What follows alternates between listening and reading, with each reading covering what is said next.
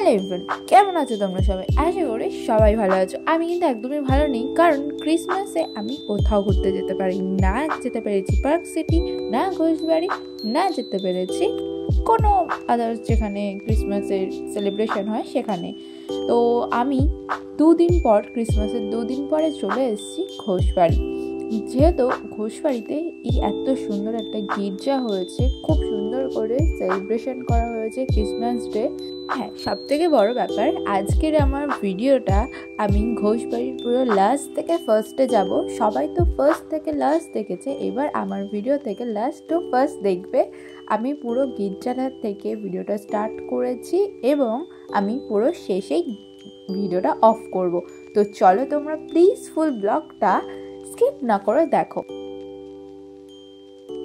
আরে দাঁড়াও, যীশু খ্রিস্টের প্লেটে মিষ্টির বদলে গোলাপ ফুল, বাহ, খুব সুন্দর। তো যাই হোক, তো হয়তো মিষ্টিটা খেয়ে নিয়েছে যীশু খ্রিস্ট, আর না হলে অন্য কেউ খেয়ে নিয়েছে। তো সব ছাড়ো, এইবার তোমরা গির্জাটা দেখো কেমন করে ঘোষবাড়িতে গির্জাটা করা হয়েছে। সত্যি বলতে পুরো রিয়েলের মতো লাগছিল, হয়তো রিয়েলই, কিন্তু কাপড় দিয়েই করা হয়েছে বেশিরভাগই। আর চারিদিকটা এত সুন্দর করে সাজানো হয়েছে, আমার তো অসাধারণ লেগেছে। এইবার চলো তোমরা বাইরের দিকটা দেখে নাও। আচ্ছা, আমার টিউশন টিচাররা বা অনেক আমার ফ্রেন্ডসরা আছে, সবাই বলে ঘোষবাড়ি নাকি ছাব্বিদের বাড়ি, বা এখানে কেউ নাকি আসেই না। আমার তো মনে হয় না। আচ্ছা, আমাকে দেখে কি ছাব্বি মনে হয়? আর আমার তো ফ্যামিলি রিলেটেড অনেকেই এসছে, তারা কি সবাই ছাব্বি? একদমই না। এখানে সবাই আসে, সবাই এনজয় করতে আসে, সবাই ঘুরতে আসে, সবাই আনন্দ করতে আসে। তেমনই আমি চলে এসেছি ক্রিসমাসের 2 দিন পরে। তাই জন্য তোমাদের আমি দেখাচ্ছি, যেটুকুনি সুন্দর করে সাজানো আছে সেইটুকুনি তোমাদের সামনে তুলে ধরলাম। কেমন লাগলো অবশ্যই কমেন্টে জানিও। আর কারা কারা ঘোষবাড়ি থেকে দেখছো আমার ভিডিওটা সেটাও জানিও। আর কারা কারা ক্রিসমাস ডেতে ঘোষবাড়িতে গিয়েছো সেটাও আমাকে বলো। তো চলো তোমরা দেখতে থাকো। তোমরা কেমনভাবে 25শে ডিসেম্বরটা কাটিয়েছো আমাকে একটু জানিও। তো আমি তো ব্ল্যাঙ্কেটের ভিতর ঘুমিয়ে কাটিয়েছি। বিশেষত বিকেলবেলায় আমি একটু বেরিয়েছিলাম কেক আনতে, সেই শটও আমার চ্যানেলে তোমরা পেয়ে যাবে, বা আমার আই বাটনেও আমি দিয়ে দিয়েছি, তো সেখান থেকে চেক আউট করে নিতে পারো। আর আমি কেক খেয়েছি, শুধু রিচুয়ালের মধ্যে পড়ে, এটা পালন করতে হয় যে কেক খেতে হয়। অনেকে খায়ও না, সবাই বলে তুই কি খ্রিস্টান বলে কিছুই না, এটা যীশু খ্রিস্টের একটা বড়দিন সেলিব্রেশনের জন্য সবাই কেক খায়। ঠিক তেমনই সবার মতো আমি খেয়েছিলাম। দেন আমি আবার ব্ল্যাঙ্কেটের মধ্যে ঘুমিয়ে পড়েছিলাম। আমার 25শে ডিসেম্বরের দিন কোথাও যাওয়া হয়নি, কোথাও ব্লগিং করতে পারিনি, কি আর করি বলো। তো যাই হোক, তারপর 2 দিন পরে মনে হলো যাই একটু ঘোষবাড়ি ঘুরে আসি। আর সবথেকে বড় কথা, ঘোষবাড়ি আমি এতবার গিয়েছি যে আমার ফ্রেন্ডসরা সবাই বলে তুই ঘোষবাড়ি কী করতে যাস, ওখানে কি কোনো কাজ পেয়েছিস নাকি? আমি বলি না, আমি বিশেষত ওখানে ঘুরতেই যাই, ঘোরা ছাড়া আমার কোনো কাজ নেই।